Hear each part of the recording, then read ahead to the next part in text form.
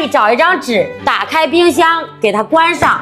如果纸能抽出来，就说明你家的冰箱有缝隙了。找一个吹风机，打开冰箱，顺着胶条打热风，来回吹。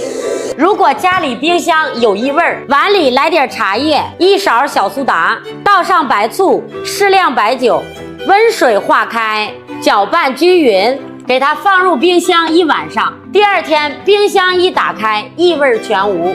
还有什么不会的，给英子留言，下期见。